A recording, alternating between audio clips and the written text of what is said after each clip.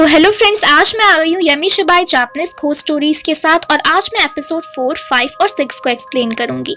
तो चलिए स्टार्ट करते हैं एपिसोड 4 के साथ। अब यहाँ पे हमारी कहानी की शुरुआत होती है एक एलिमेंट्री स्कूल के टीचर के साथ, जो कि बहुत देर रात तक काम कर रही थी और काम करने की वजह से वो बहुत ज़्यादा थक भी चुकी थी। उसे किसी पेपर पे काम करना था। अब यहाँ पे वो उस पेपर का जेरोक्स निकालने लग जाती है। वो सोचती है कि ये मशीन बिल्कुल ठीक है, पर इसे क्या पता था कि इसके साथ कुछ बहुत ही अजीब होने वाला है, जिसे ये पूरी जिंदगी नहीं भुला पाएगी। अब उस स्कूल में उसके अलावा और कोई नहीं था। अब यहाँ पे हम देखते हैं कि वो जो टीचर रहती है वो उस जेरोक्स को देखती है, उस जेरोक्स पेपर को देखती है और यहाँ पे उसके सामने उसे दिखाई देता है कि उसपे बहुत सारे जैसे बालों के निशान थे, जैसे कोई अंदर घुस के बैठा उस जेरोक्स की मशीन के अंदर।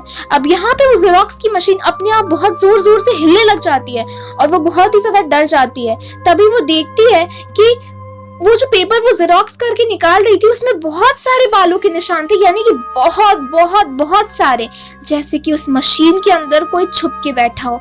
अब वो देखती है कि उस मशीन के अंदर बाल जा रहे हैं। वो ऐसे नोटिस करती है और उसे लगता है जैसे कि वो हेलुसिनेट कर रही है, लेकिन ये उसका सपना नहीं था।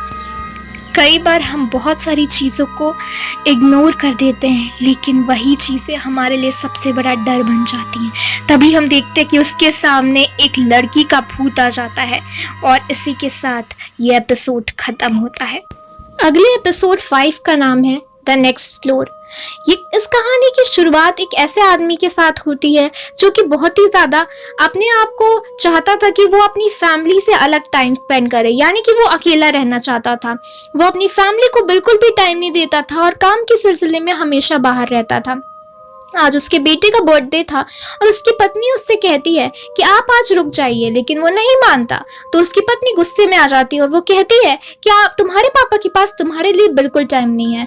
ये सब सुन के फिर वो वहां से वो आदमी उस लिफ्ट पे चढ़ जाता है और उसके साथ कुछ बहुत ही अजीब लोग चढ़ते हैं, जो कि बहुत ही अजीब तरीके से शांत थे और कुछ भी नहीं बोल रहे थे नॉर्मल लोगों की तरह। अब यहाँ पे मनी मन वो बोल रहा था कि मुझे ये लोग अकेला क्यों नहीं छोड़ देते, मुझे अकेला रहने दो। और यहाँ पे ये बात वो क्रीपी लेडी भी सुन लेती है और वो कहती है तभी क्या यहाँ पे कोई उतर रहा है। और यहाँ पे वो देखता है कि यहाँ पे कुछ फ्लोर्स के नाम थे जिसमें B2, B1, 1 और 2 था और उसे फ्लोर फर्स्ट पे जाना था। तभी वो B4 बोलती है, जो कि वहां पे लिखा ही नहीं हुआ था, तो वो B4 फ्लोर एग्जिस्ट कैसे कर सकता है। असल में जापान में 4th नंबर को डेथ से जोड़ के देखा जाता है, तो क्या कहीं ये वो लोग तो नहीं जो कि मरे हुए हैं। तभी हम देखते हैं कि वो सारे लोग वहां उतर जाते हैं और तभी फ्लोर B13 आ जाता है और यहाँ पे वो औरत बोलती है क्या यहाँ पे किसी को उतरना है। और तभी हम देखते हैं कि वो फ्लोर पूरी रेड लाइट से पूरा वहां पे जगमगा रही होती है, रेड लाइट। और वहां पे तभी एक आदमी दौड़ते हुए आता है, वो चिल्ला रहा होता है बहुत जोर जोर से। तभी लिफ्ट का दरवाजा बंद हो जाता है और तभी वो आदमी उस औरत से चिल्ला के कहता है मुझे फ्लोर फर्स्ट पे ले जाओ, और उसे धक्का मारता है। तो वो औरत जो रहती है वो गिर जाती है और वो पुतला रहती है। तभी हम देखते हैं कि अचानक से लिफ्ट उसी फ्लोर पे रुक जाती है जहां से वो आदमी चढ़ा था। वो आदमी तभी घबरा के उस फ्लोर पे उतर जाता है और वो कहता है कि वो बच गया।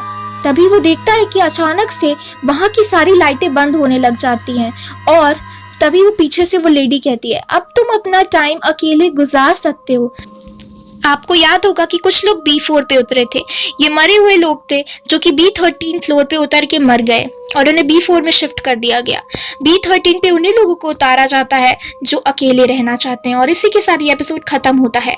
हमारी नेक्स्ट स्टोरी है एपिसोड 6 ओवरहर्ड रैक। अब यहाँ पे ये स्टोरी एक आदमी के पॉइंट ऑफ व्यू से मैं अगेन सुना रही हूँ। यह आदमी बहुत ही ज्यादा काम करता था, दिन रात काम करता था। जैसे जापान में कल्चर है कि लोग बहुत ही ज्यादा काम करते हैं, तो ये इतना ज्यादा काम करता था कि इसे अपनी पर्सनल लाइफ के लिए भी बिल्कुल भी टाइम नहीं था। और ये बहुत ही ज्यादा डिप्रेशन में दिखाई दे रहा था, बहुत ही ज्यादा अनॉयड दिखाई दे रहा था, गुस्से में दिखाई दे रहा था। और बोलता है कि मेरे साथ ही ऐसा क्यों होता है, ये लोग आसपास मेरे जो बैठे हैं ये इतना अपनी लाइफ को एंजॉय करें। तभी वो अचानक से देखता है कि उसे ऊपर के एक रैक में ट्रेन में एक अजीब सा मॉन्स्टर दिखाई देता है, पर उसके आसपास के लोग इन चीजों को नोटिस ही नहीं कर रहे थे। वो बोलता है कि वो आदमी बोलता है कि मैं ये क्या देख रहा हूँ, ये मेरा हेलुसिनेशन तो नहीं है।